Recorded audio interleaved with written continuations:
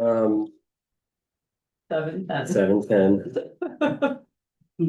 Are there any public comments or general announcements? I'm just letting everyone know that for the next couple meetings, I have to leave at 8:30 for a 9 o'clock APM, but it won't be permanent. So if you see me leave, that's why. It's good. Yeah, Laura? Yeah, hi. I just wanted to mention that Meg Handler, who's involved with on the Lake Iroquois Conservation Committee, and also she's on the Heinsberg Conservation Commission, I think, wrote to both Reed and myself about the DEC has proposed new rules about wake boats. And their new rules, which would pretty much entail the couple things that I think are important for Lake Iroquois are increasing the safety zone from 50 to 100 acres and expanding the safety buffer from 200 feet from shore and other boats to 500 feet. Which I think would take, so that would take Lake Iroquois out of wake boats being able to use it for that sport. So she wanted me and Reed to mention it. And if you, I think by February 20th is the deadline for making comments. And there's also a meeting tonight. And we can forward the for links to the DEC proposed rules and stuff. Can I forward that to everybody? Yeah, we just can't have a discussion about it. Okay. So if people want to reply to you, we just have to reply singularly to you. Okay, Laura, if you want to write a draft comment on behalf of the commission, we can review it on the 18th and approve it in time for the comment period. If we agree to approve it. okay, Another option. Yep. I think that would work. okay, all right. I mean, it sounds good. Yeah, the report was that from the Lake Iroquois group's perspective, it is a significant improvement over the existing rules. Not perfect, but a step in the right direction, and it was prompted internally by DEC reviews. They decided they wanted to strengthen the rules, and so they're excited to be able to support a change rather than push for a change that would reduce the risks to the lake. Yeah, and Meg's worried that a lot of wake boat users are pushing back against those new rules, so. Yeah, in the past, there's been a general support for limiting the risks to new introductions, and also the fact that we have invasives in Lake Iroquois that could easily be transported. So to like reduce. Yeah, hot water ballast, To sanitize the to tanks. sanitize the tanks is a new rule also that they're proposing. Which makes sense. I mean, we get zero mussels in our engine. So why don't we do this, Laura? Laura, will you forward the email to the group? Yeah. And folks can comment privately, and if you think it's worthy of a review at the next meeting by this commission, then you could write a few words and we could look at it together That's a great at idea. the next meeting. Okay, I would probably need to abstain from that, unfortunately. Sure. But whatever the conservation commission wants to do, yeah, go for it. Okay, great. Thanks, Laura. Thank you, Eric. Any other comments or general announcements? Any general announcements or public comments from our attendees, Chapin and Reed, you're welcome to, if you have a public comment, you can let us know via the chat and I can turn on your mic. We're in webinar mode, just like the planning commission, all the other town commissions now, to protect from unwanted Zoom bombing and other disruptions. Okay, seeing none, we'll move to the minutes. And Dave, if you could kindly share your screen. This is trying to do this all from one computer. Yeah. Yeah, this works. I reviewed and had no comments. yeah, same here. Did you have any I'll questions, abstain, I Tim, wasn't having here. not been here? Did you have any questions from the minute? No, not at this point. Thank you though. Wait, but your name is on it. I think he's on the list of not present. Real quick, Eric, are you seeing the minutes right now? Kim and Tim Yes, I am. Okay, great, absent. perfect. Sorry, Reed, can you make that comment? Oh, I had no, yeah, Tim was listed as absent, so it seemed correct. Okay, great. Okay, can we get a motion to approve the minutes? I'll move approval of the minutes as drafted. I'll second. Thank you, Reed and Laura. All in favor? Aye. Aye, Aye. Two abstentions for not having been here. and Eric was, did he, Is that a thumbs up, Eric? Maybe he's I on. lost him. Sorry, you're good. Yep, I approve. Nope.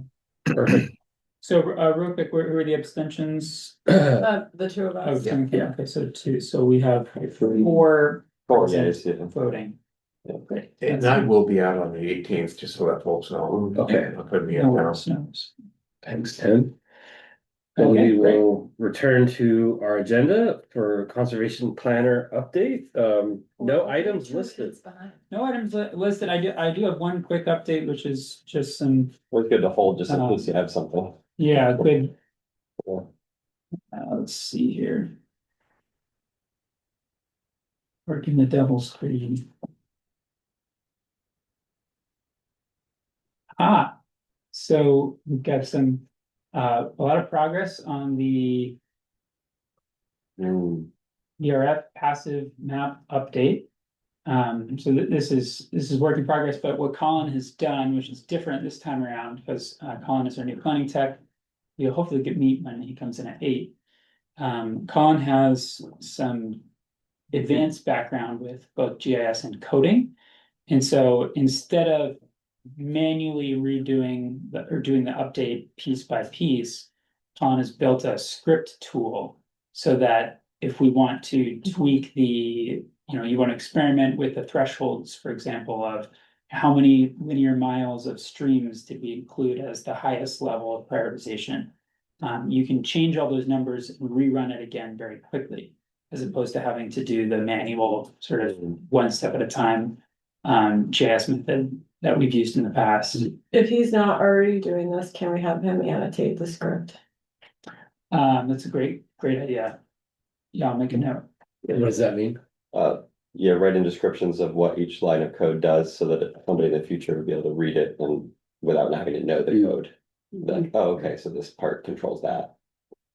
All right. So it should be a more flexible way that in the future, we want to adjust this and edit this, we'll have a lot more capacity to do that quickly. Which is exciting.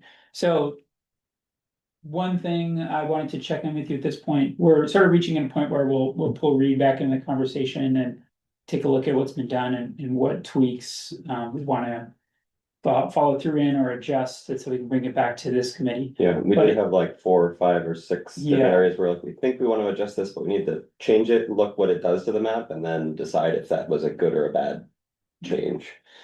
So one question is, in terms of the number of levels of prioritization, in the past, there were simply 3, low, medium, and high.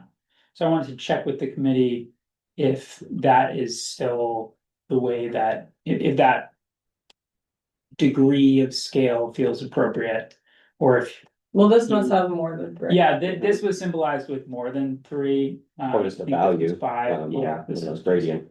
on a gradient. I think there's actually 6 here, which is too many, most likely for a simple map that can translate immediately into understanding. However, if it's like automated and there's levers that we can pull, it seems like we could have a finer scale than 3, like maybe 5 works. Yeah, I could potentially try 5 or 4. I guess it would be good to know like what's going into the categories, because I'm looking at this and I'm like, oh, Fontaine is like darker, isn't that dark, but it's not the lightest, and it already has a conservation easement on it. Yeah, there's a couple things that aren't Mm. incorporated into this yet, so the parcels that are already conserved have not been annotated yet.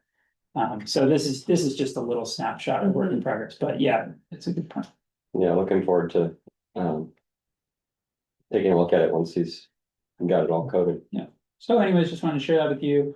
Very cool. We'll be pulling Reed back into that conversation and. So we also- Done by spring. We have, on the agenda, before we had the applicant, we had identified other business, the continuation of the active, ERF active strategy, brainstorming section. It doesn't seem like we're gonna probably get to that today, based on the, I mean, if we do, it won't be, we won't have much time for it. So is that a continuation of that discussion, the document that you're referring to?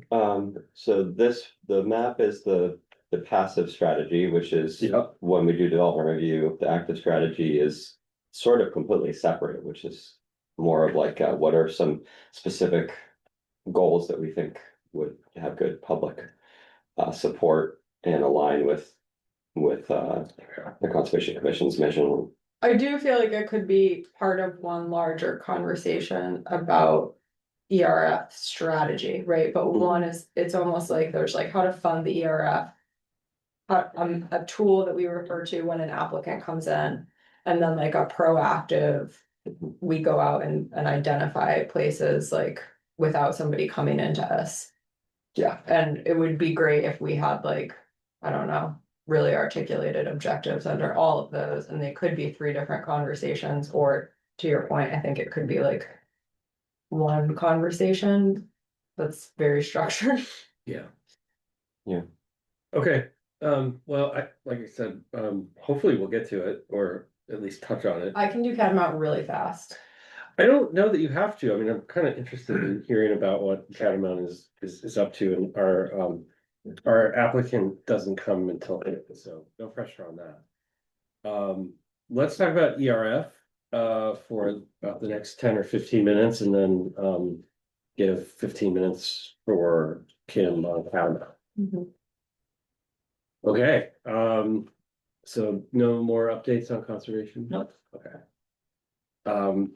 ERF Article 8 outreach, I guess I'll start. The town notice has been warned. Article 8, I believe, is the ERF funding article. I don't know if it would be possible to navigate to that website, or if Yeah, I it was would just be gonna pull that up. helpful to see the warning. You can make that happen. So, I did confirm no additional, no change in the language was, reviewed or accepted.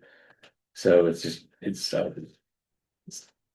long, we'll Last call bit that, of the continue added to it. yeah, we'll call it a, work in progress for, I guess, the summer, is that, we would really like to get the town management, attorney, and select board on board with the idea that we could warn ERF funding for a period of longer than a year. Wait, but where's the warning on the website? It should be under it's, Yeah. yeah. Yeah. Town meeting 2026, that's where it should be. And then it's under is it the manager's message? Yeah.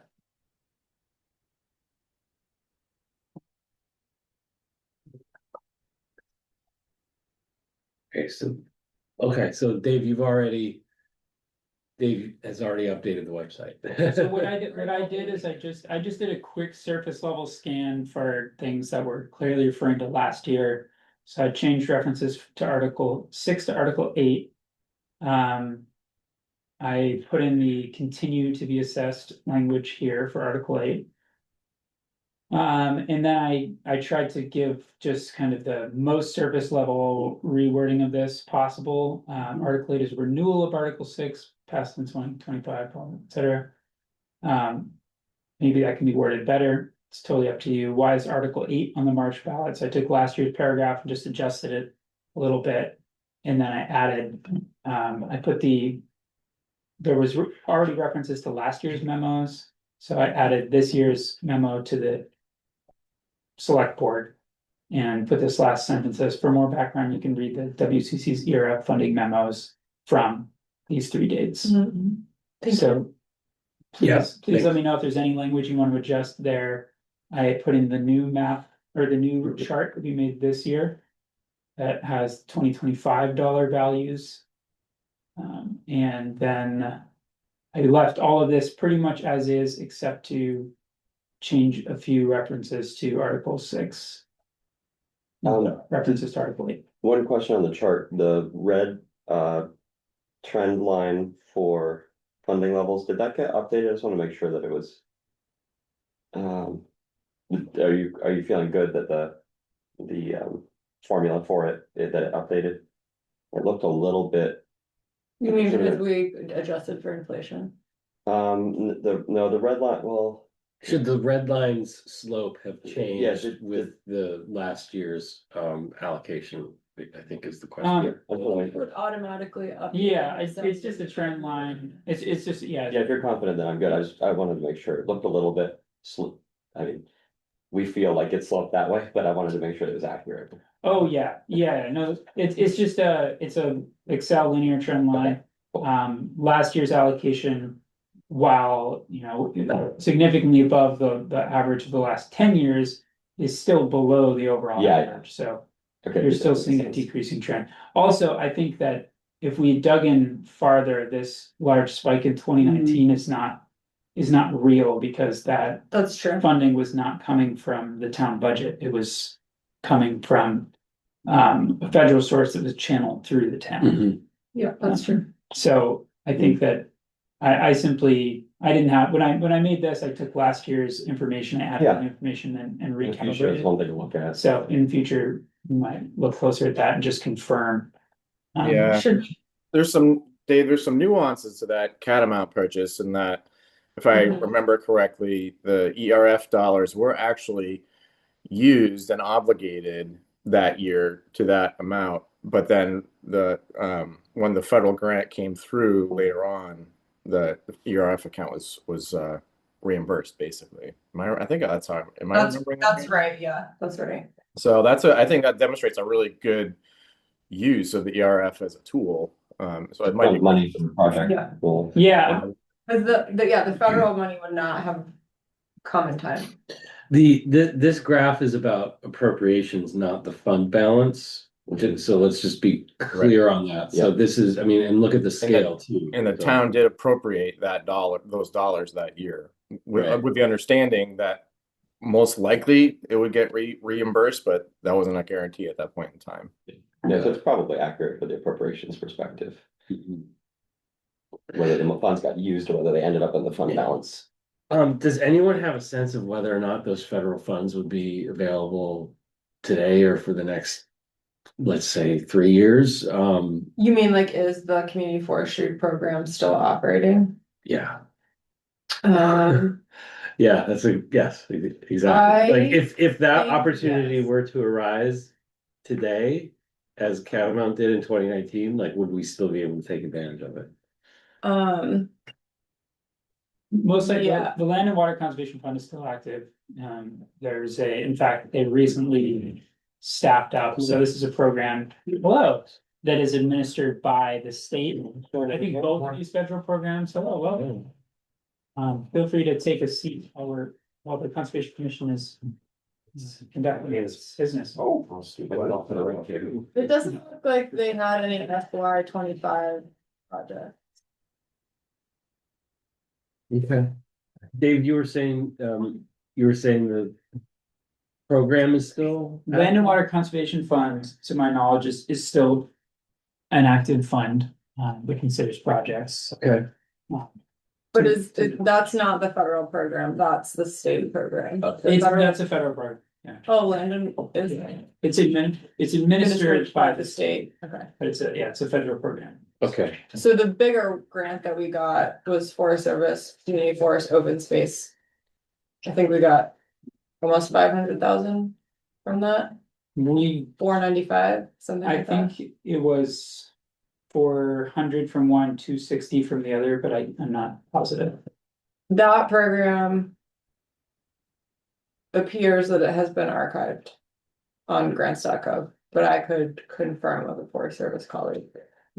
It's most relevant for statements in our website that say the power of the ERF multiplies itself because of our, Mhm. because our money allocated here can, you know, be added to by grants and. Right, I don't know that we would get this regardless of what is happening at the forest at USDA. I don't know that we would get this again because they prioritize, like, because our town, Communities. they prioritize towns without town forests.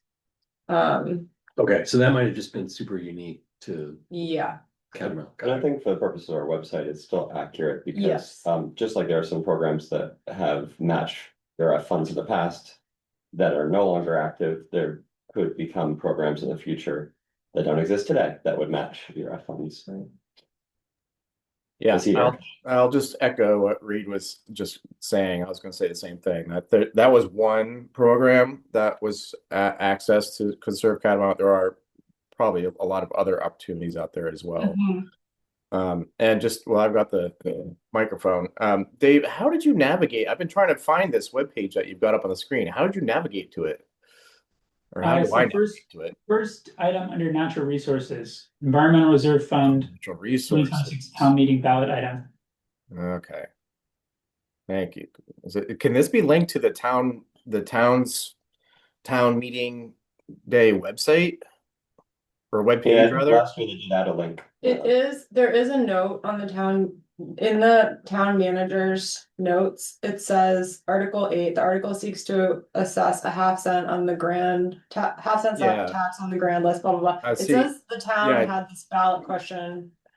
Like, it does have like a line that it's a renewal.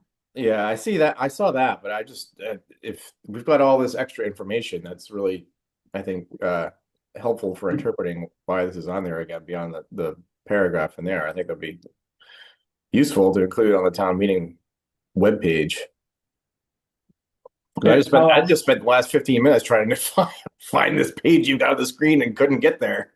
I was on the Conservation Commission page and Yeah, no, I think that's a good call. So I mean, there's the town meeting 2026 page, and there's several links to it. Now, I don't quite know why some of those links don't include the formal warning or a sample ballot. It might be worth mentioning, David M, if you're gonna suggest adding a link to this page, you might want to suggest adding a link to the actual ballot, sample ballot, because it doesn't exist today.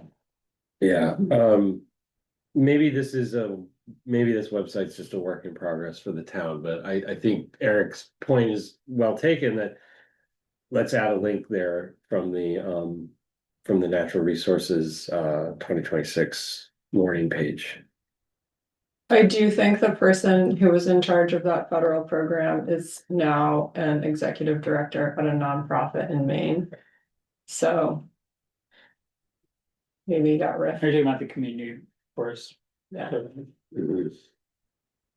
Okay, so Dave, thank you for updating the website. That's great. It looks really good, and I think that's right in time for the official warning. So the Williston Observer carried an article that officially sort of released the approval of the town warning, and the ERF was well below the fold, somewhere around the 13th or 14th paragraph of sort of throwaway line. After that article was published, I reached out to Jason to see if he would like to talk more about the ERF funding and this ballot initiative. And so that will be a work in progress to see if he responds back. That was on my list of things to do. And I know that Last night late, I sent out a link to a editable document where we can put in maybe what, for folks who want to post a front porch forum with a perspective about how to understand Article 8. We can do that. What I did is I just copied last year's document so you can see what we did last year, what were the topics we talked about, who wrote about them, what dates did we send them, and I figured it was easier to start from that and change it probably than to try to come up with one. So that's as far as I got so far. Thanks, Reed. So the So it's got a list of topics, it's got our name, the targeted post date, and then I guess a follow-up line for when it would be posted. Can we add to this? We did letters to the editor, and for some people, that might be our preferred form of communication. I think last year we decided that we wouldn't do multiple letters to editors, so we didn't put it on the spreadsheet just because we assigned, I don't know if it was Eric or you, David, or somebody, to do a letter to the editor separately. That was more like overarching, maybe longer form than a front porch forum post. I don't know if that the commission thinks that'd be a good idea again, just to I think it would be worth it for us to do one letter to the editor again. That was a year ago, foggy on whether we did one or two, but that sounds right, that we didn't want one in the to, end. we didn't want to overload it. I think I'd be happy to write that letter to the editor. I think my focus would be on explaining why it's a continuation and explaining why it continues to be important and how the funding needs are, sort of to mirror more or less what the website is. I think I would also probably reference, the priority to, if this gets funded 2 years in a row, we're going to have the opportunity to be a little bit more proactive. And, similar to like what I would talk about if and when Jason wants to do another article about it, just, kind of say that. If I get invited to do an article through Jason via an interview, then I can sort of send an email to Kim and Reed, and we can reassess whether a letter to the editor is even necessary. Sure. Sounds good. What happens if this isn't passed? Do we have reserve funds, I assume, we're sitting on? Yeah, it just doesn't get funded for a year. Right, So so then you try again next doesn't year. grow. Yeah. Okay, but there are plenty of funds to continue on. Plenty, it's an interesting question, plenty. There is a balance. Okay. There is a balance, whether or not it can be used. It depends on sort of the opportunity. There's about $500,000-ish in the Okay. Development Reserve Fund, 400 and something. And that was a little bit higher now. 600. Oh, we're up to 600. After bringing in, the funds from Article 6 and interest on the. Yeah. Interest, okay. Interest. So about a Interest. little over, so 600,000, and we've talked in the past about like what target level we want to be at, Yeah. so that at any given time, if a landowner comes to us wanting to do something with their property, we have options. Right. Which we didn't have, like for instance, when Glazer property came about as a project. And then you heard earlier, we were talking about the active strategy. So in addition to waiting for development proposals to come forward and have conversations about conserving land, then we wanted to get into a more proactive mode where we kind of know how much funding we'll have over time, and we can do outreach to landowners where we think a project is appropriate. Okay, thank you.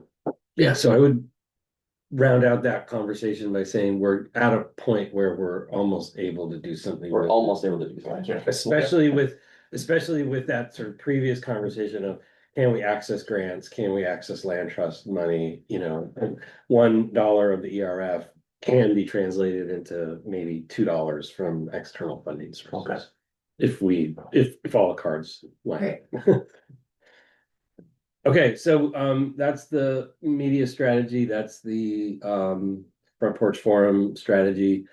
Do we want to talk about what people would potentially be interested in filing for front porch forum topics, or do you want to think on it and you access this spreadsheet after hours?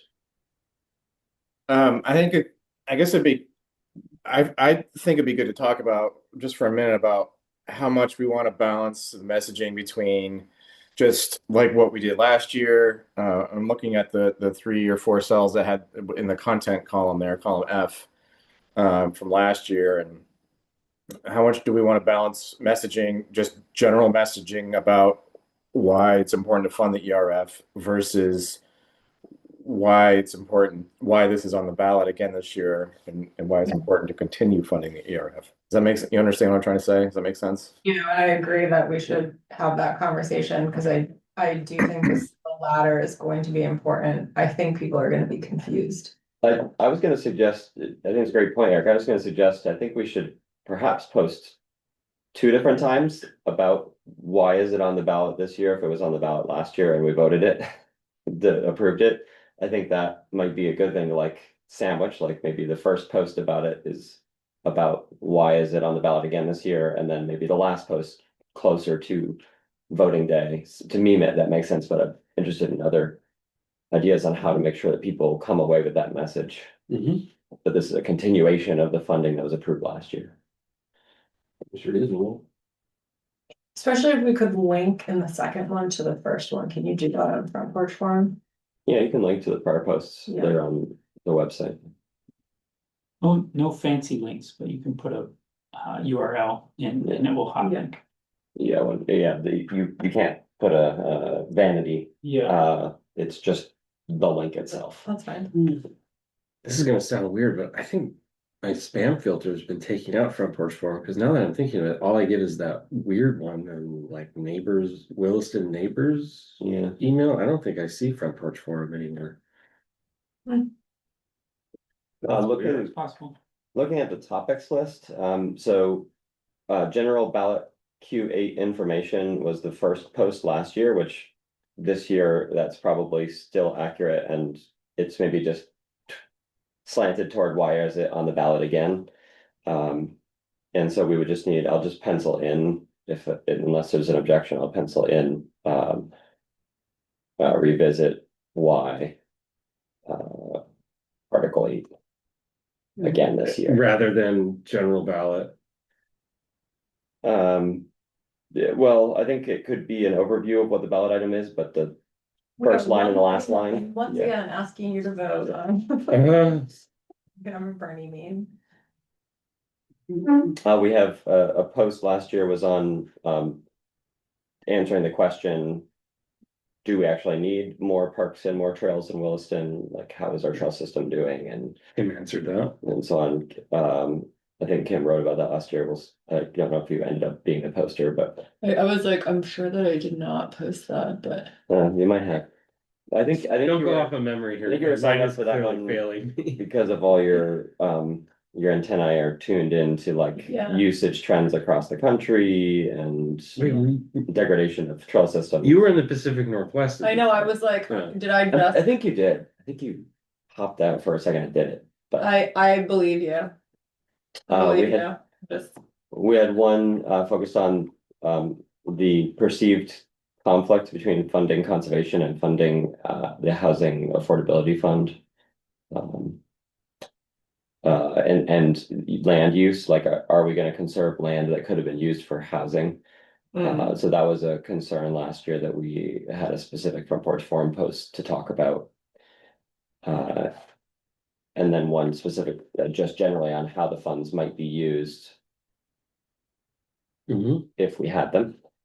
And then Laura was signed up later in the cycle to just look for, was there any misinformation that was spread in the comments and responses about the posts, and do we want to clarify or correct the record on anything? So just to kind of Thanks for walking us shape through that that, up, yeah. Reed. Those all kind of seem still pertinent, Mhm. but the why again this year. I think the question- affordability is a particular, especially given the fact that not only, I think we need to address the elephant in the room, which is that there's a lot of articles being warned on this ballot.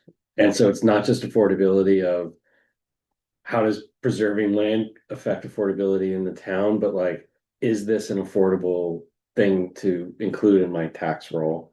Mhm. And so I might amend that a little bit to sort of say, can the town afford, or can the taxpayers afford to fund land preservation?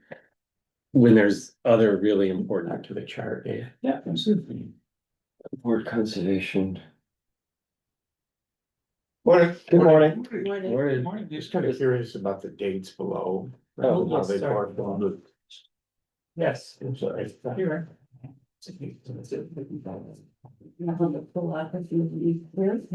Otherwise, Reed, I think those do look like pretty good topics.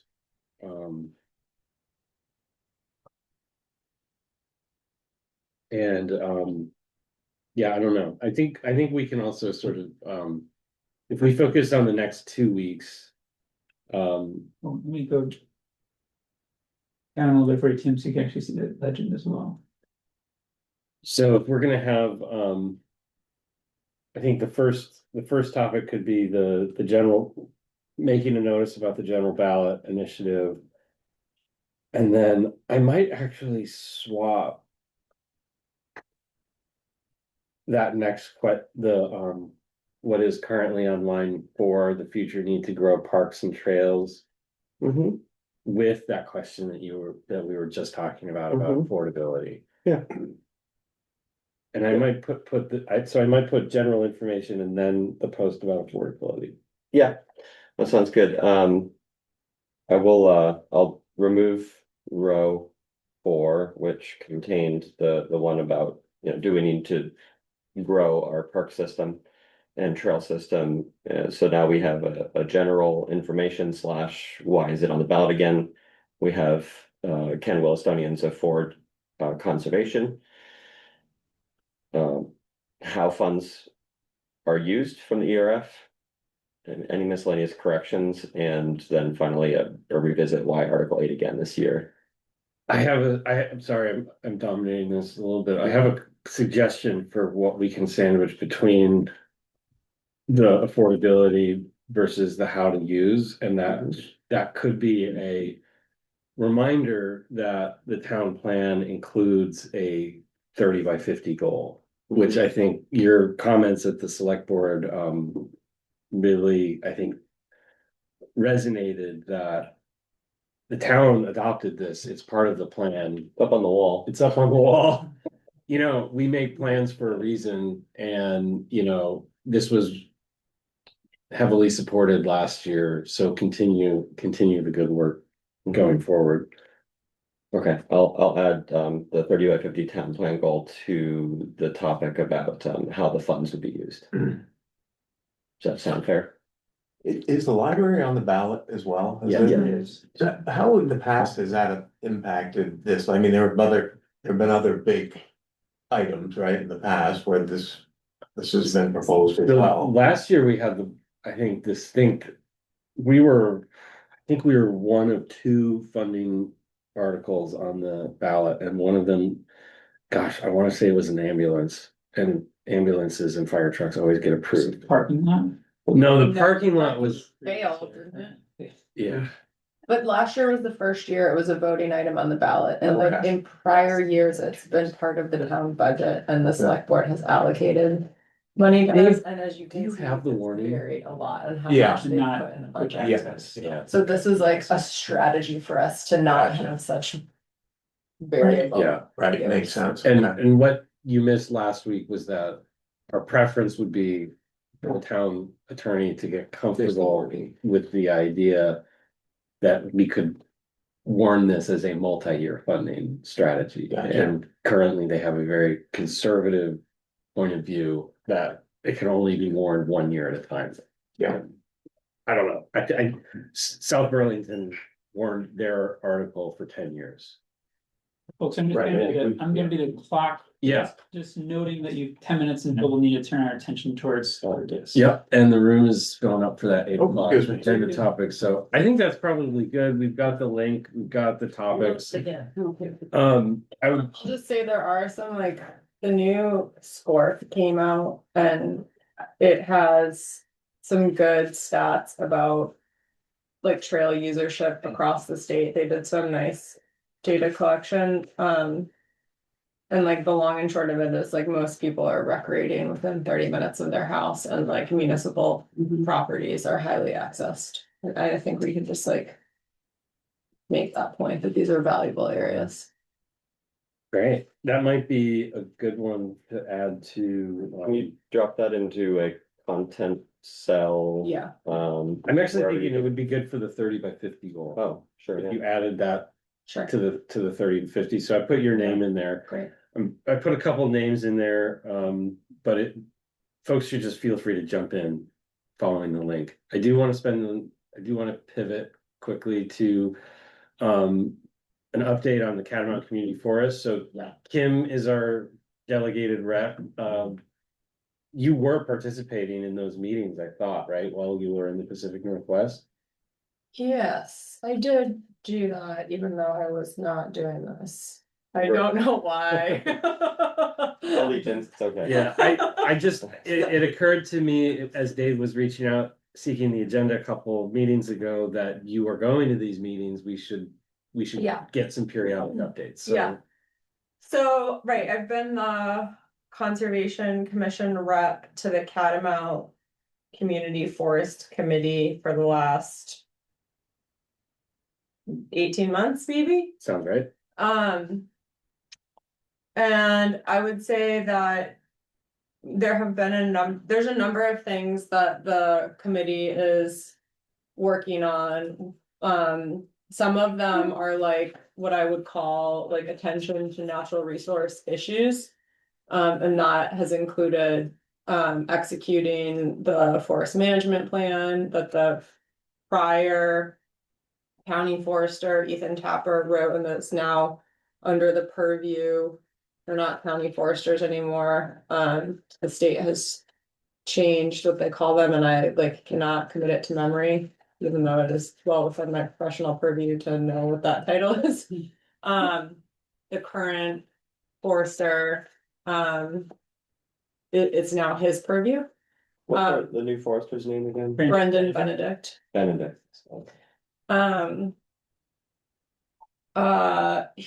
So we've been talking about that. We're likely pushing out some of the timeline, which will not really make an ecological difference in terms of management there.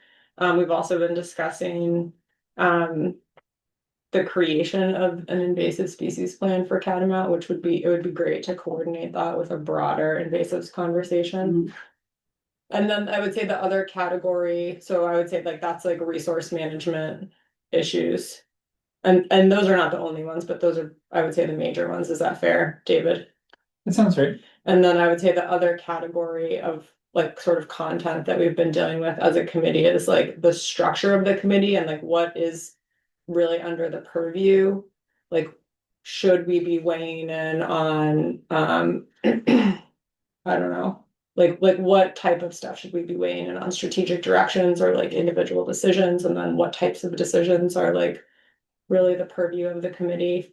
And then having this broader conversation about like the viability of the nonprofit and like what it needs from the town and how it interacts with the town and how the committee can support that. They are having a good winter, but I think there's like a number of challenges around both like predictability of snow and like how much people are willing to spend to recreate there based on snow, and then also like increasing insurance challenges that are like, I would say, threatening the economic viability of the nonprofit to continue to exist. And the committee has been talking about like, is it our role to get involved in that? How do we support the organization? What are some potential strategies or solutions? And I think some of that has come into the committee, and then some of it has been just between the nonprofit and the town. Yeah. Where are the insurance challenges like originating from? Are these things that the nonprofit is raising? Are they things the town is raising?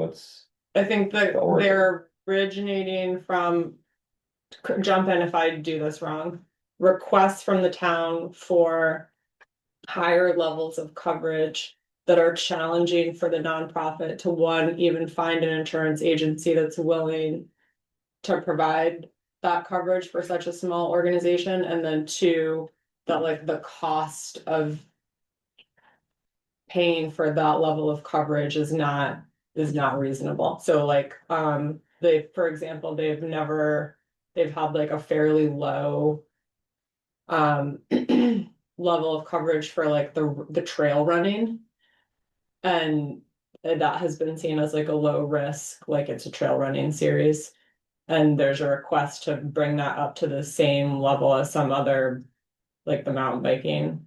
Mm. And that cost would probably mean That program would no longer. they just wouldn't run viable. theories anymore, yeah. Yeah. Wow. Is it more viable if it were, say, a part of the recreation department? I don't know the answer to that. I think that, like, I couldn't say like, yes, it's more viable. I have no idea what like the economics would look like if that happened, or if the rec department, if Todd even has like the capacity or interest to run that. It's definitely been talked about in the meetings, but I'm not sure that like the full extent of that was explored. I'll also say that when we like conserved the property in 2018 and 2019, I was super involved with that effort and those conversations, and that was like an early suggestion, right? That the town Well, the insurance and. and administer all the programs, and it was like kind of a non-starter at the time, but I think it's like an avenue worth revisiting. It's just that like I think this is a question of like whose job is it to start, or whose purview is it to start that conversation? If it initiates with us, are we like killing the nonprofit? Like right? Do you know what I mean? Like it's a sticky, It's touchy. yeah. But people have brought it up in meetings. And most of the nonprofits' revenues come from the summer camps and the race series. Is my way? And I think when they have a good winter, the snow carries them. Right, and then when there's not good snow, like 2 winters ago, it's a really hard year. Yeah. Like I was skiing there on Saturday of last week, and it is glorious right now. Everybody should go over and ski. Yeah. Like the grooming is good, the coverage is good, the snow is like, there's no ice. And I was like, man, this place is magical when it's good. Oh, It's so- just such low elevation, right? And that climate change is really hitting it hard. I was like fantasizing about like, there's 2 ponds. How many dollars would it cost to buy ski guns or snow guns rather? Like, can we man-made snow? I was there on Friday and I agree. Snow is chef's kiss. Yeah. It's as good as it gets. Yeah. Absolutely. Okay, well, I think given the timeliness of the next agenda topic, and thank you for that update. I think that's something that we should continue bringing up on the agenda, if you don't mind. No, I don't mind. Just regular updates on where the Catamount Community Forest Committee is and what you guys are talking about. Just can be quick updates. We might even just add them to like regular updates following the conservation planner. Yeah, totally. Did I leave anything big out? No, I think that's the majority of it. One of the mowing schedules was adjusted for the Bobolink Conservation Field earlier than the spring or in the summer. I think other than that, you nailed it. There's been other like smaller things, but I would say it's like these 2 big groups of, yeah. And everybody should go out and ski catamaran. Yeah, right for sure. now. Because you don't get this winter very often, and next winter is going to be El Nino, so it's definitely not going to ski like this again next winter. That's my prediction. And they have lights on. Do they really? Yeah, there's a lit loop, so you can even go after work. Like Yeah, they it's- had lights on last night. Tuesday through Thursday. Yeah. Oh, I might do that tonight. I know, right? All right. Great. We'll move on to the next agenda topic, which is I'm just trying to navigate. Sorry about that. Once again, sorry. We have I know the big topic. So we have an applicant on Lincoln Road, for a pre-application review. I will hand the meeting over to Dave, who put together a staff report and can help us navigate the application as well as the recommendations. Great.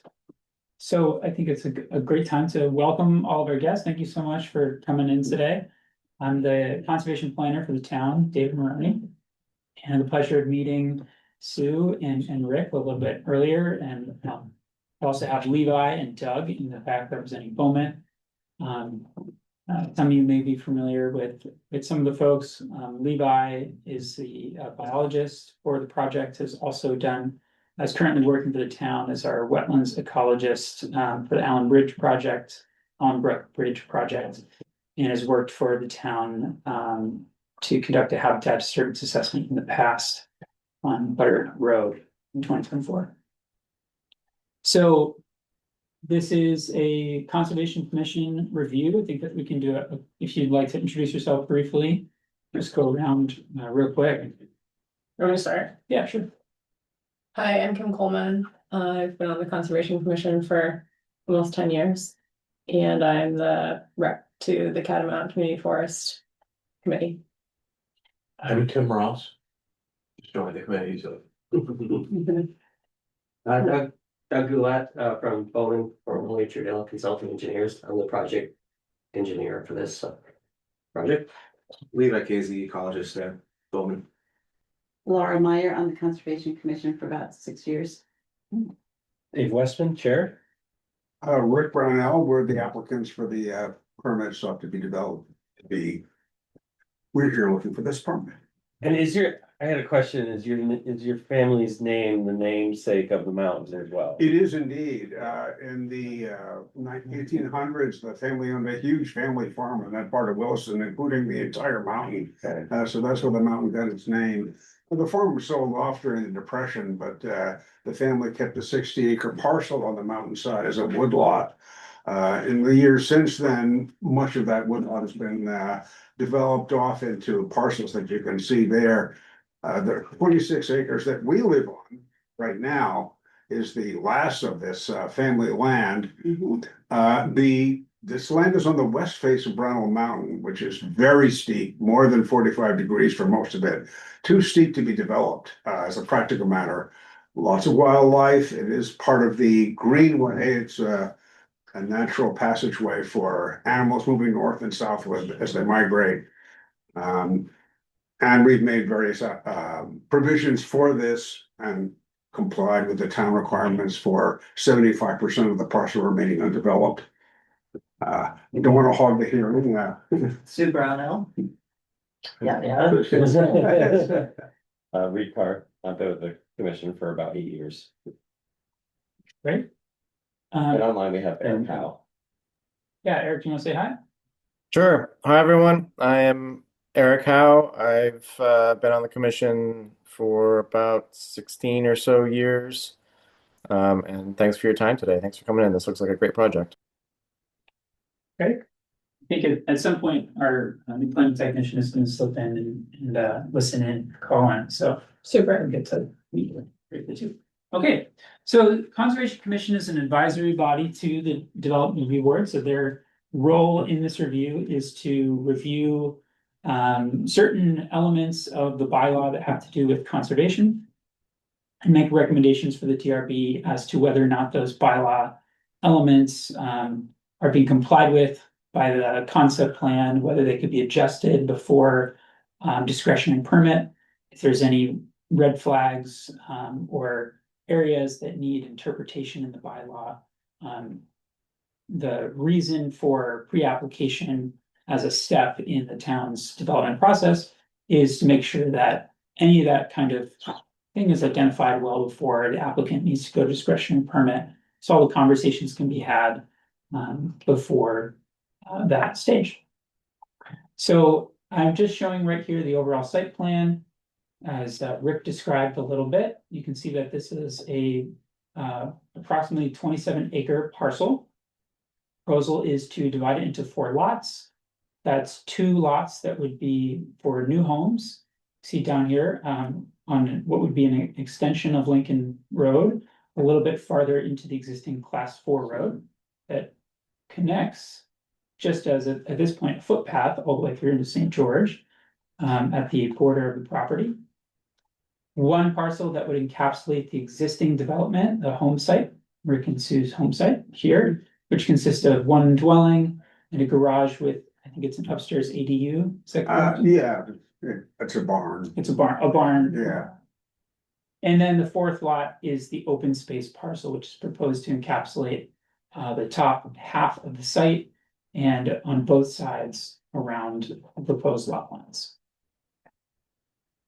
All right, so I have shared the staff report that I wrote, and I'll walk us through. I won't read the whole thing, but I walk us through the different elements so the Conservation Commission can discuss as desired, and feel free to stop me if you have any questions. Yeah, I was just gonna say, there's a lot in here this week, so if any of the commissioners have questions, I myself included will stop and jump in as needed. Yeah, so Rick gave us a nice overview of where this parcel sits in the larger context of Brownell Mountain. It's a really unique part of Williston and part of Williston's history, so it's great to have this opportunity to speak with you and look at what's going on the site. The town-owned parcel is directly north, and right here in yellow is the 27-acre home site. Was the town deeded the land at the same time that the farm was sold? How did that work out? Probably, Okay, the, Which land? no, On the north when the side? farm was sold to Leclerc. Yeah, he gave it to the town same time as it was. Yeah, he had lots of land which he developed into various parcels and, presumably I deed the land to the town as, part of that approval. so this has likely been in the Brownell Mountain townland has. There's not a lot of history around it, or how long it's been with the town. So that would be like dating back to the 40s? Yeah, I would think so, the forties or fifties, yeah. Maybe not that far, but the town wanted to keep it quiet. It didn't want to turn it into a park or have a lot of people in it. So they just sort of said, we have it, we'll keep it natural. There is a hiking trail, that's about it. Okay. So we're gonna look at a number of different areas. This is actually a great opportunity for Tim, our newest member, because we'll be hitting most of the major points that the Conservation Commission tends to review. Open space development rules, significant wildlife habitat areas, which consist of core habitat and wildlife travel corridors, unique natural communities, uncommon, rare, threatened, and endangered species, primitive trails, scenic view sheds. Checks a lot of boxes. Checks a lot of boxes. So yesterday I shared with you the preliminary habitat disturbance assessment conducted by Levi. I've got some notes in the document. We'll talk a little bit more about that, but if you got a chance to review that, then you got a chance to be acquainted with the ecology on site as well. And there'll be more time to discuss that as well, even after this hearing today. All right, so this parcel is assigned a high conservation priority level in the town's environmental reserve fund prioritization map. And the first area that it interacts directly with the bylaws is with primitive trails. This is kind of an interesting one. So the town has what's called the official map. The official map lists different kinds of infrastructure that the town desires to incorporate into the future plan of the town. When parcels come up for development and there is an element of the official map that is mapped on or overlapping with that parcel, it triggers a conversation between the applicant and the town about whether there is and how to accommodate a future where that infrastructure could be constructed. So in this case, if we look at the town official map, there is what's known as a desired trail. So a trail that does not currently exist, but is a piece of recreation infrastructure the town would like to construct in the future. Desired trails range on the official map, they range in how precise they've been mapped. So in this particular case, this trail comes in across Lincoln Road, which is how it's mapped, directly parallel to it in such a way that it seems like the intention may have been merely to mark Lincoln Road as a resource that should be maintained for pedestrian access and walkability. My interpretation is not that, even though this crosses what shows to be the parcel here, is not that this map is necessarily saying that the desired trail is intended to be on the foot of that part of the parcel, but that's certainly open for a conversation. The second portion of it follows along the southern boundary of the town. And let's see if I have the, Looks like it. if you look at the larger version of this, it's it's kind of hard to see here, but what it's actually doing is it was drawn just completely parallel to this boundary. And then showing an imaginary connection down to Shelburne Pond here. So this is another example of where it's not been mapped particularly precisely, and if you look at that line, it crosses developed parcels that you wouldn't be able to place a recreational trail there, so. It's a conceptual. Right, yeah, so this is more of a conceptual connection. Right. And from studying this, my interpretation of this desired trail, and this will be certainly an opportunity for the conservation to comment on, is that this was mapped more as what we sometimes call desired connection. It shows a point A and a point B, indicating that there is a desire to have recreational infrastructure in the future of the town that allows people to move east and west across the town and to potentially connect to other important resources, which is in this case Shelburne Pond. So it tries to connect either through St. George or into Shelburne. My interpretation of looking at this is that this also may have been intended to simply make use of the historic class 4 roadbed that is still present. That looks like it almost perfectly lines up with existing trails that lead to Shelburne Pond. What are you showing? This is a map of class 4 roads. Of class 4 roads. Yeah. So I can see like where that desire, but like why that would get included in desirability. And does the class 4 road, as the cursor was tracing on the screen, does the class 4 road go along the border there and then go southwest? Yes, so St. George. it's a little bit tricky to see here. Let's see if I can move in. This is showing. I'm just looking at another part of town here. If you look very closely. I'm frozen here. We'll see if this cooperates. Yes, you'll see that the class 4 road bends, it starts to bend around the foot of the Brown parcel. And then it passes into St. George. And I think I see it right at the top of the V. let's see, okay, so let me zoom in now. It also comes down from South Brownell Road. It connects almost to where South Brownell meets Yeah. 116. There's that Next old directly triangle 116. intersection. 116. The path is there's no question, it's used all the time. Right. You would know. It's totally washed out and it's. Yeah, I'm sure it must be like pretty bad. It's It's not passable by vehicle, you Yeah. can, people bicycle, Well, they carry. dirt their bikes, you can do that, but that's all. I just wanted to note, Dave, that there is a desired connection, as indicated along South Brownell for a path that basically connects from north to south. So like you're primarily addressing that east-west connection to Shelburne, but there is also that pathway that it's not marked as a north-south connection on this property, but it's just one Yeah, line. if you go back to the town Yes, yeah, there's one. official map. It's going up South Brownell. Yeah. Can you bring up that town map? Yeah, I will. I apologize. I'm not sure why this is, maybe I have too many tabs open. I will return to Angry. the town map. I have a lot of That's tabs. how my brain is. Okay. Too many tabs. So yes. Yeah, just pointing out that desired connection for the north-south route as well. Yeah. I think David's raising it because we've been having a lot of conversations about what we want primitive trail connectivity to look like long-term for Williston, and some of it's captured on the official map because over time it gets updated every once in a while. Okay, what's our desired primitive trails?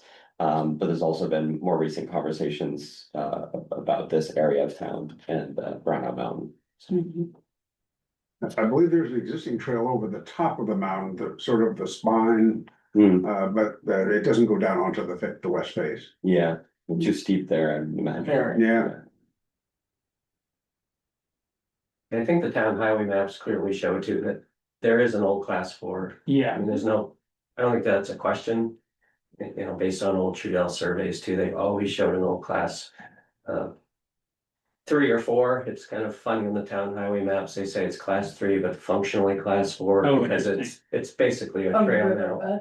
It's washed just beyond where we propose our driveway, it gets steep and it's washed out over the years and it's definitely walkable. I've walked it all the way down to Brownell, but unlikely there'll ever be a road there ever again. If there was, I'm not sure. All right, it's a cost. Yeah, if it's a town road, we wouldn't need an easement. You would not need an easement. So one thing that I plan to do, as we were looking at this, if you look at the parcel maps, it shows basically Williston's road ends here and St. George's Road ends here. But I think that's just an artifact of imprecise parcel mapping. And V-Trans maps do show like this curves right here and the boundary would be somewhere around here. So the towns have that right of way currently existed. And one thing I think would be helpful to do is just, I plan to reach out to St. George and see if we can just connect with them.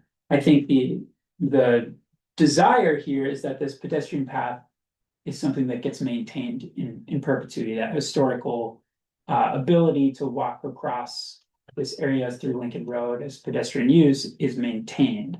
And so I think if there is, no intention from St. George to abandon the right of way for this road, my initial interpretation is that the mapping of this may be satisfied by simply that presence of that pathway.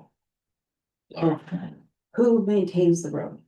No one, No. it's between the two towns, and neither town wanted to maintain it, so it wasn't maintained.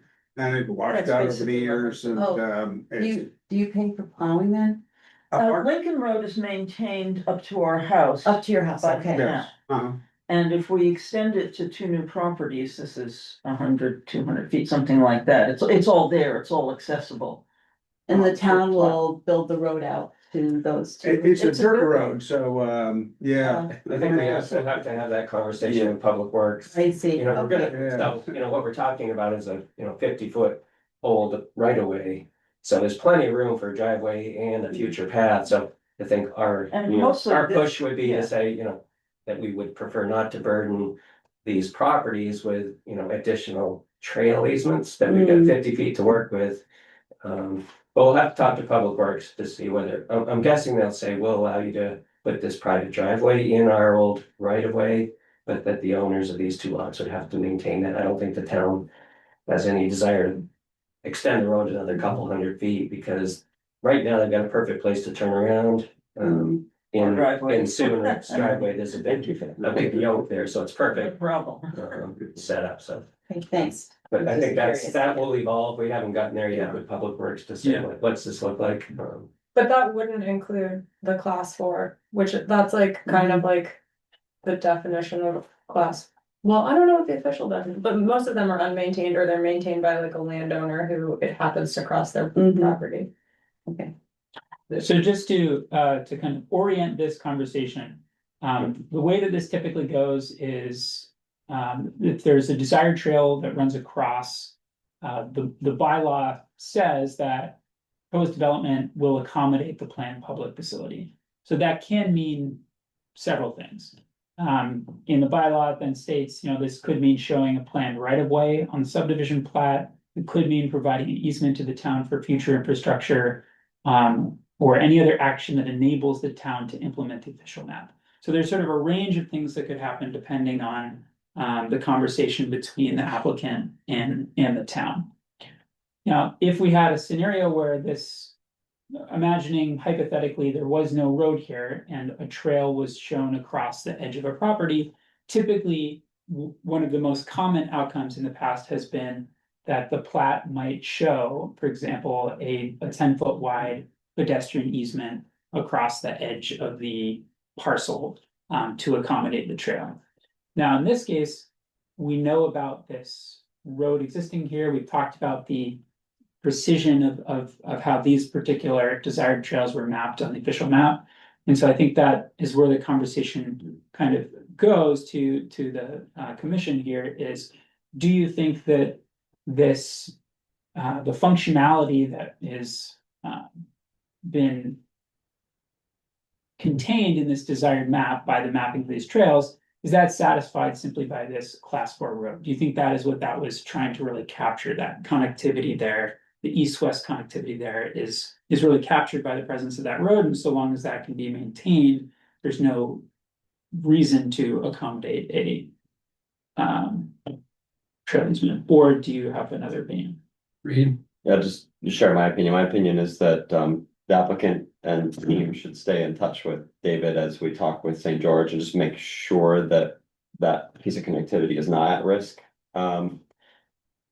Because I don't know what the answer is. I mean, if St. George said, "Oh no, we're planning to Throw it up. demolish that portion and build a town facility there," which I can't I imagine. don't but- think so. I don't think so, but you know, just, you know, if they said something like that, then we might want to have a conversation at the discretionary permit stage with you about adding an easement for people to walk along that southwest border, but at this point, it doesn't seem necessary unless something catastrophic happens. The trail is there, the road is Yeah. there. Oh, the road is a trail. In fact, it goes past our driveway, it's wide, it's not been maintained per se, but we've kept it cleared and it goes a few hundred feet, and there's a lot of gravel there that washed off our driveway and got pushed over by the plow.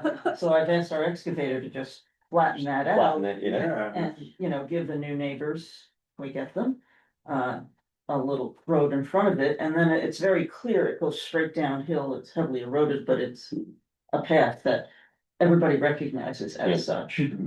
So my hope is that that works out and that'll keep pedestrian access along that Oh, route. that'd be no I don't problem. think that's. As a gonna be- practical matter, no problem. Yeah. Does it actually spit out onto 116 at some It point? does, yeah, you can, It comes out on South Brownell, right where it meets 116. Okay. It's a little. I'm very familiar with that intersection. I've never seen that. It's pretty overgrown by Yeah, the it's time you overgrown. get Yeah, you to, got bushwhacked. It's gonna be- 16. yeah, buried in this hedge. Yeah. Okay, Okay. And yeah, Although that, it's totally passable. that road has been there since at least 1906. Wow. It's just a simple forest road. And, you know, this farm here has been there since, at least the 40s. So it's really been located you know, for a very long time and just reinforced by, mostly the pedestrian and occasional. A lot of them were originally more of 1812 supply routes. Oh, interesting. I don't know about this one, but Interesting. Is there, the question that I have is about that north-south one, Dave, is that, you know, because you have to zoom out, like, I almost feel like you have to take the entirety of the property in front of us into consideration and not just that southern boundary, that north-south trail that is located right there. Like, It's again, not meant to be South Brownell Road. right, and Uh, never in a million years would someone think a primitive path belongs on South Brownell Road. Like, that point is there. The to- conceptual connection north con- south. And specifically a conceptual connection between Suckerbrook, Suckerbrook is that river stream on the north side of Brownell property to go down into it. And so, like, longer term, you could have drawn that north-south connection up and over Brownell Mountain, the town land, to some, you know, connection point further south. some connection point further south. Well, yeah, like where it is now, like on the town border. So like I was on the committee designing this map, right? And so when Melinda came to the town map committee, she basically said that if there's existing trails, these purple lines will follow existing trails or existing easements, but if there's not something there, this is meant as like a really wide placeholder for, we want a north to south connection point. And so like, this is this project is sort of smack in the middle of that vagueness. Like, what value does the town map have if projects in this region can't sort of be contemplated for those longer term south? Yeah, Eric? Eric, would you like to jump in? Take yourself off mute. Sorry, Dave, I like your term, this vagueness. That's a good descriptor. But reason I was raising my hand was to just point out that if we're going to be talking with St. George and maybe even Shelburne, now that I'm looking at the map, it might be worth bringing this topic up as well to find out if they have anything on their maps or plans in terms of connecting trails in that area, and just might be good to keep that in mind as an opportunity to connect trails across multiple towns. Reed. Listen, so if you were trying to walk from the end of your driveway up to where the S is in South Brownell Road, how would you? You could do it. You can do it, but. I'm curious from your expert perspective, having lived in that area. Anywhere on the mountain. Well, yeah, the mountain. If they're properly equipped. Yeah, but with the right equipment. As I say, it's very, the road has been there and is still there, but it's very overgrown, hasn't been maintained in many decades. But people use it as a trail all the But time. I'm not talking, But you can walk it. Are you talking about the road that goes up your boundary? Or What road? No, there's a Oh, road no, there. Yeah, maybe it's further over. If you go further up 2 lots, there is a road that goes to the top of the mountain for access to the service. Oh, yeah, over to. Oh, yes. It goes, and then it that's goes off to 2 the lots right. over, yeah. yeah. maybe a better question There, is, yeah. if you were gonna walk from your barn or house to the top of Brownell Mountain, is there a path, or if you were gonna walk across the townland down to like Suckerbrook, which is sort of, that's the more desirable. if you wanted to walk from our house to the top of the mountain, you could hike directly to the top, but it's very, very steep. I wouldn't recommend it as any sort of a regular trail for hikers. Hikers do use the land. No, we'd walk down to the road and over to the existing access to the top of the mountain, to the tower up there. I think Levi went up there just a few months ago. Yeah. And you can get up there. Yeah, I mean, your neighbor Bert has sugaring He's got trails. sugaring Yeah, stuff, that's how right? I would do Oh, it, yeah. yeah, but it's not on their parcel. But it's Yeah. on his, yeah. Yeah, so just to keep us focused, and there's a lot of things I'd Yeah. say, that in terms of the official map, and if I can find. No, thank you for that. I was just Yeah. curious because I've never been out on that at the end of Lincoln, so. Yeah, If anyone wants my seat. yeah, can run to a meeting. I hear you, yeah, thank you, Thanks, Sam. With regards to that north-south path, and there's a lack of precision there. For sure, but I think in terms of this review, the way that the bylaw is written, the two that overlap with the parcel are what this conversation needs to be sort of about at the moment. Appreciate it. Certainly, Conservation Commission has conversations with landowners all the time about different conservation or recreation trail opportunities or potentials, but I think that would, anything beyond kind of just this initial conversation would have to be sort of a separate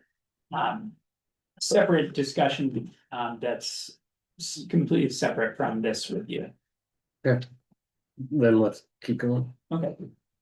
So I think to wrap it up, on the trail, if we we had a survey from way back, so this is a subject parcel, and it's always clear that there's, the surveyors, recognize that there's an old class 3 or 4 road here.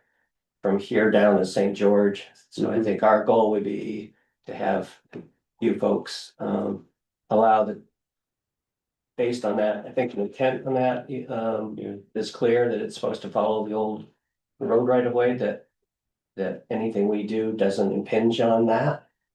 But that you don't ask, or the RV doesn't ask for additional easements and that would burden these 2 lots. We've got 50 feet to build a driveway and a future trail. I think that would be more than enough. And whatever St. George wants or plans there, that's sort of out of our control. Yeah, it's more for our interest. Yep, to no, think I get that, through but obviously there's nothing we can do about What it. is this pink line? That's the So this is the Bowman, parcel. That's the zoom- property. Zoom in, Oh, I think I the see. pink line is Okay. showing the property line. Yeah, This the is path would the be on the road itself. approximate town line, and this Yeah. is showing the, Yeah, the magenta is the property. yeah. So is it, the town line here is approximate? Yeah. Yeah. You're all in Williston, I assume. We are. So are the people across the Right. street, so. Yeah. Okay, so I propose that certainly the Conservation Commission can continue to discuss this or debate this before the DRB hearing isn't until February 24th. But I propose we move on. Go ahead, yeah. Finish time. All right, so the next item is significant wildlife habitat. I didn't include a sub-map here simply because the entire parcel is mapped completely overlapping with the town's map of significant wildlife habitat areas. And you heard a little bit from Rick's description earlier about the wildlife opportunities and ecology of this area.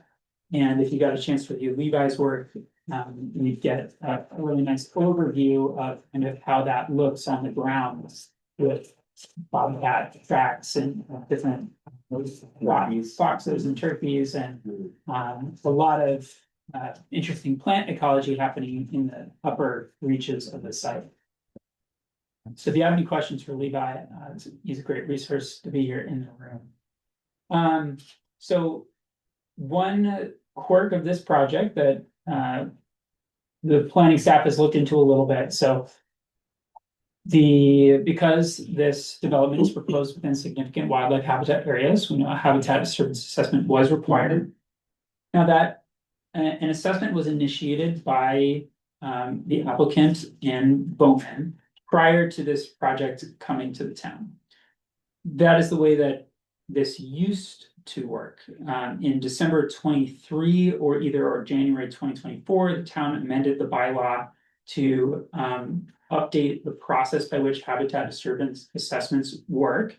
And the requirement is, since that time, or the last 2 years, that the wildlife biologist needs to be professionally contracted by the town.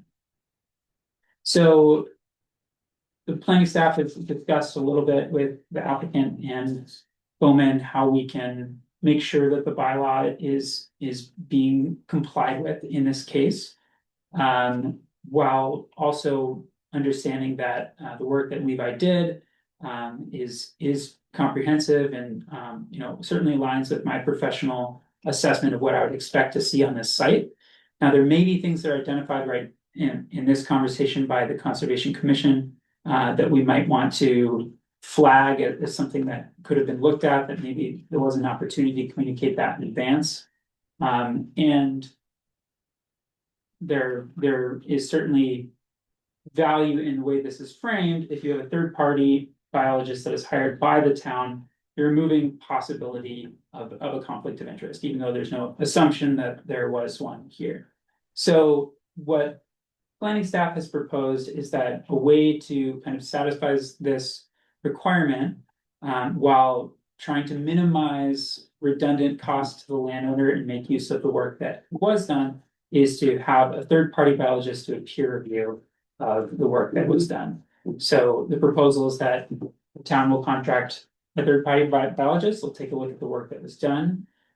If they feel that they need to make a site visit to the area that specifically has been proposed for development, that could be part of it. But the goal will be to really minimize any redundancy in work and be able to build off what was done, but just make sure that we're checking the order of the bylaw and try to keep the costs to a minimum in that process. So are there any questions from the Conservation Commission on that proposal? And what you were able to see if you got a chance to look at the work that Levi did? I haven't had a chance to review Levi's piece. It got sent to us late yesterday, but regarding the third party review, so would you put that out for bid? Or would you reach out to a known wildlife biologist who could either review the material, walk the site with Levi, or how would that work? There's flexibility in how we do that. The bylaw doesn't specify the process by which a habitat disturbance assessment has to be contracted out. Our typical process, if we're starting from scratch, would be to send out our request for proposals. In a case like this, I think we certainly maintain the discretion and flexibility to, for example, contact a third party that we worked with recently potentially just to facilitate, the process to be a little more direct and efficient. But if the Conservation Commission feels strongly, we could certainly still, write up what needs to be done in terms of a request for proposal and contact multiple groups that we've worked with in the past. Would we do that at this stage and put it into the recommendations at the end of this document, Dave, or? Would that happen? Usually the order of operations is at pre-application, it's identified what their habitat disturbance assessment is needed. And then that needs to happen before discretionary permit. So we're kind of well ahead of the game at this point. So we have, we could get started on putting that together after this meeting here today. Or it could happen directly after the DRB review. Okay, any questions? Eric, do you have any questions or comments? I think that process sounds fine for this project. I'd like to, after we're done discussing this project, I'd like to have a conversation about how we can either prevent or address this in the future. But for today's purposes, that sounds fine. Thanks. Okay, thanks. And we at Bowman understands that, yeah, this is a one-off, this. Basically our fault that, right, we didn't realize the regulations changed for that third party, so we just plunged ahead and did our HDA like we normally would, having Levi as the expert in-house, we would naturally go out for with another consultant, but, so that was my mistake. And the report was nicely done, thanks for. Oh, thank you. Yeah, let's. I'm a scientist, even though higher fiber consume. Scientific. All right. Okay, so some of these other items will be a little quicker, but those were kind of the two, I'd say, kind of that had the most complexity to them. Okay, so you all know that Brown Owl Mountain is a unique and interesting and important feature on the Williston landscape. The official maps for the town include a list of places that were designated unique natural communities. Now, this terminology has led to a lot of confusion because there's a scientific term, natural community, which was not actually what was intended by the town. The town simply meant places on the Williston landscape that are of unique features, ecological heritage to the town. So it's something that I think needs to be changed, but simply in this case, it was calling out that Brown Owl Mountain is a unique geological feature with unique ecology that goes along with that. And so whenever there's a project that overlaps one of these areas that's been identified, it's an extra layer in terms of Conservation Commission review.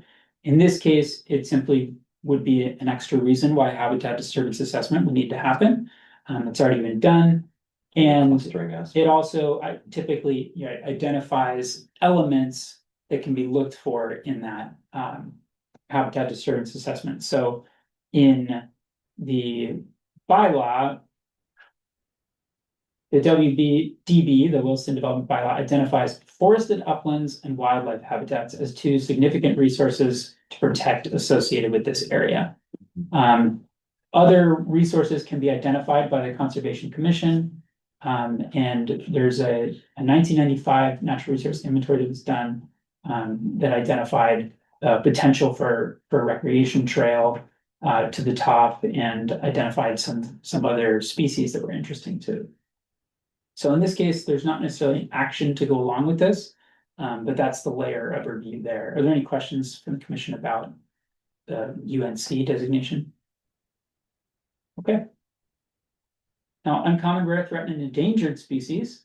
So if you look at any of the online maps from the Agency of Natural Resources, which are also followed in the Williston maps, you'll see a large wash that covers all of Brown Owl Mountain in this rare and uncommon species layer. Those refer to two historical occurrences for rare or uncommon orchid species that are associated with Brown Owl Mountain. Now, both of those records, each of them has a degree of uncertainty to them, and that's why, to say the least, and that's why you see this large polygon. It doesn't actually mean that there are orchids everywhere in Brown Mountain. It means that they have a record from the past for which there is not precise information. 78 years ago. Yes, so that, it's certainly not to say that this could still be orchid habitat, but that's the large sort of caveat with sometimes interpreting this information. Levi was on site to look for uncommon species and actually identified an uncommon shrub, which is very cool, in the northern reaches of this area.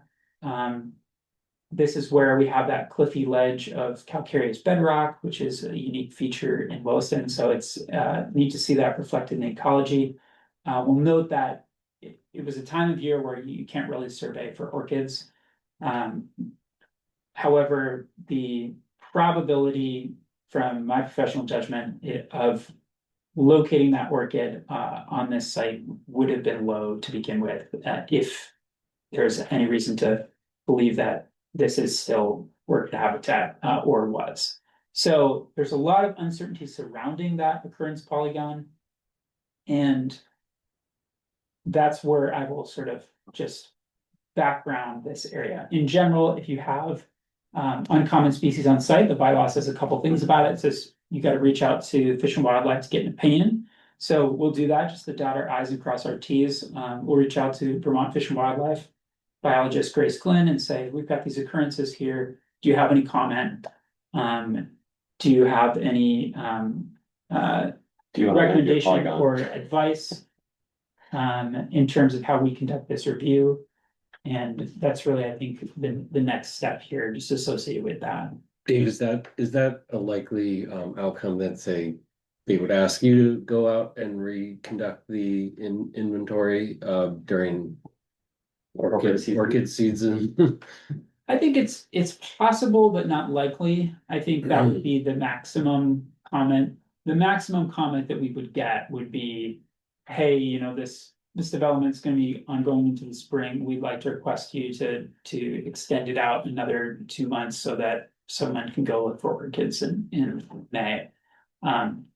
I don't expect that will be the comment, but it's certainly within the realm of possibility that could be a comment. In the two parcels that are being proposed for the development, and even more specifically the acreage or partial acreage of those two parcels, I mean, does it would they even fit in that polygon? I mean, it's a great question, Ray. If you look at the map, the occurrence polygon only runs through the top third of that total clearing area. So I would guess that based on the lack of precision with the mapping here, they'd say, and the fact that, you know, if you look at Levi's habitat assessment, this area here is the lowest ecological priority, the most recently disturbed, the least likely to have interesting habitat for so Yeah, we're really disturbing maybe about 5% of the total project area with those two house sites. So and statistically, it seems low that the orchid, but there were orchids. I guess the issue is if, you know, what we would prefer not to do is have to wait until when's orchid season? Depends, it's not, yeah. You know, to put this project on hold, you know, for that, in our opinion, very unlikely scenario that we find orchids in the disturbance area. If it's in the open space, we don't care, it's protected, right? So 78% of the project's not, well, more than that, you know, 95% of the project won't be disturbed.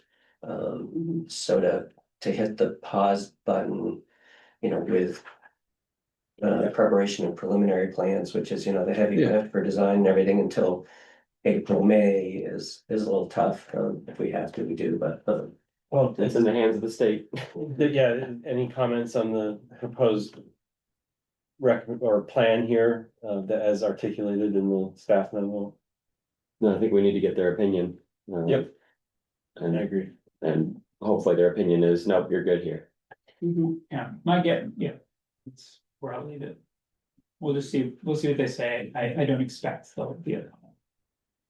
Okay. All right.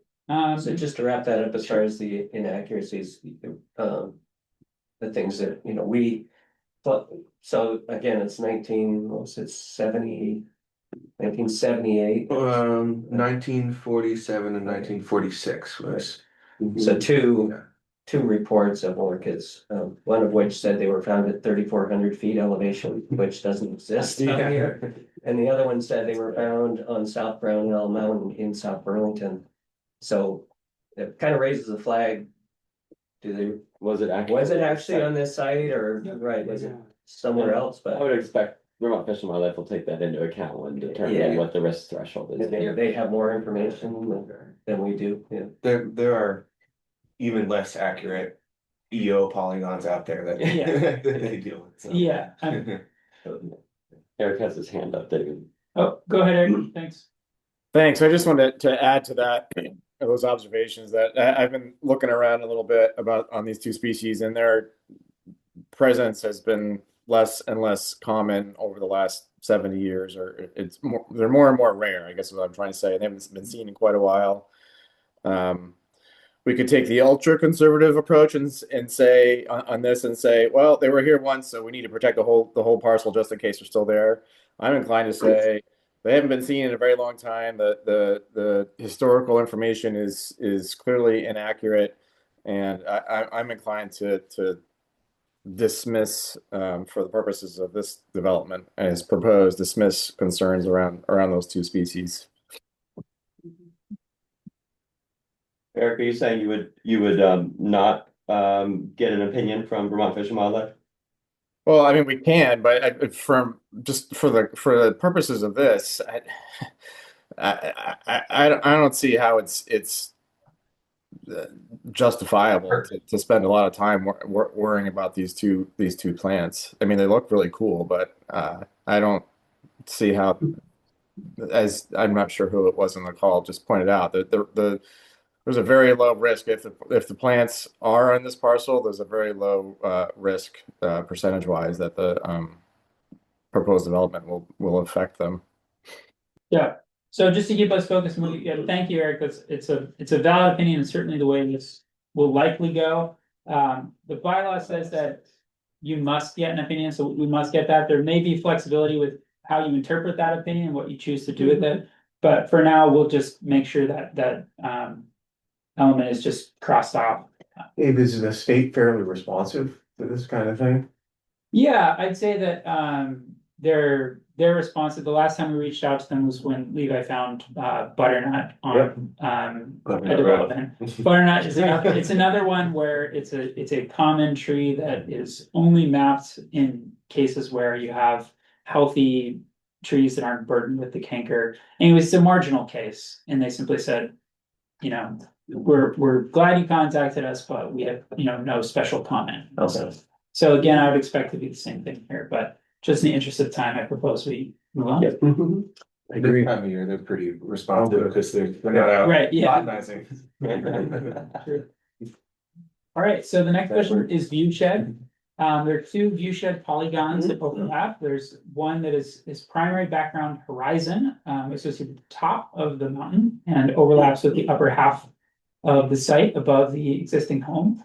The second is this larger wash that covers the entirety of Brownell Mountain, mapped as secondary middle ground. So this is on the town's visual assessment map, which was put together in, I think, 1989. So it's been around for a while. Some things have changed. Certainly Brownell Mountain is still a prominent feature. So that hasn't necessarily changed. What does secondary middle ground mean? It's a good question.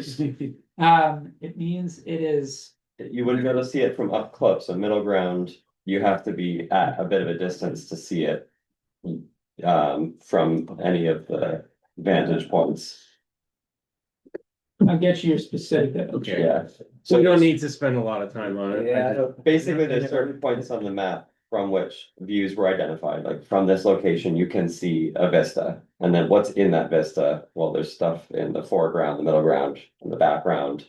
And then there's different variations within those levels. So basically this is something that can be seen at a moderate distance from a certain point in Williston. Yeah, the comment when this was created and mapped is middle ground. These lands are generally more complex composition of layered wooded and open lands and man-made features.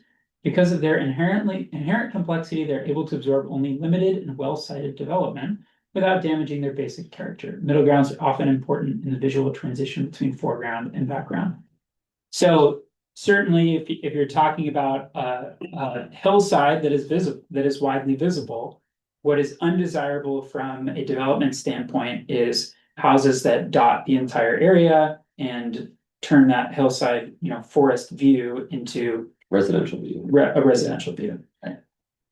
In the agricultural. And what does the word secondary in that context mean? It means it is of a lower priority in terms of public vantage points than primary. Less prominent, I Less guess. prominent. Yeah, but So I would just propose that for this, I don't see any issue with it. We're already talking about the lowest possible elevation. We're already talking about only 2 additional lots relative to what the acreage could support. So this seems like it's already been minimized to me. I mean, the only place you'll be able to see these 2 homes is standing on Lincoln Road. Looking at- Yeah, absolutely. We know that our view shed aspects need revisiting because forests have grown back where there didn't used to be forests, and people look from different places than they used to look from. So we're always mindful of that. are there other comments from the commission? Okay, I'll assume that's sort of unanimous response. All right, there are no special flood hazard areas. In terms of watershed health, we've got our boilerplate information in here. So there's 2 levels of runoff and erosion control the bylaw recognize. All this is to say that because the slope includes greater than 8%, the plan has to include an erosion prevention and sediment control plan. That'll be referenced in the recommendations, but there's no specific action to talk about there. In terms of wetlands, Levi mapped several class 3 wetlands on site. Those are unregulated by the state, and I don't even think they're proposed to be interacted with, right? No, and they're pretty much all human induced. I don't think there were wetlands there before the existing driveway cut into the hillside and access the water table. Got it. Okay, so there's nothing to say there, and the last area that I flagged here, is the rules for open space development. So the applicant has already really designed around this, with help from Bowman. Subject parcel is greater than 10.5 acres, so it triggers Williston's requirement for 75% open space. Open space can, and often does remain in private ownership, of the, family that's developing that land. Other things can happen with that open space, but there needs to be some mechanism that it is set aside from development, either simply by condition of approval, or in some cases, a conservation easement, the kind of thing that simply says this land won't be developed. In this case, it's fairly straightforward to identify where that 75% should be. And the proposal is actually for 78% of the total parcel to be included in that lot. Includes all of the top half, the steepest and most ecologically sensitive lands, and that area on either side of the 2 proposed houses. The bylaw says that land is supposed to include all the conservation areas. It's supposed to include things like scenic view sheds, steep slopes, occurrences of rare species, etc. However, it's understood that when a town writes regulating language into zoning, they have to be careful to find the balance, because you can't write regulations that deny a landowner the ability to make certain decisions on their land, particularly to have an opportunity to profit or to place homes and certain elements. So you can't take someone's land with a zoning by making it too restricted. So if you read the letter of the bylaw, for some of these areas, it includes more flexible language. It should include all these conservation areas and slopes, or for example, slopes 15 to 29%, to the extent consistent with the landowner's right to beneficial use of their property. So that's where there's a little bit of flexibility here, and certainly we have a parcel where there's a lot of steep slopes. So there, some elements are worded less frequently, or are worded less flexibly. So for example, the bylaw says that it must include slopes of 30% or more. We'll talk about that in a second. As a whole, everything that we've covered and discussed here is proposed to be included in that open space. Now, if you look at the map, the only element where you could potentially come into some friction is with 30% or steeper slopes. If you look at Bowman's map, detail map of the parcel, this is 30% slopes in blue and 15 plus in the light blue.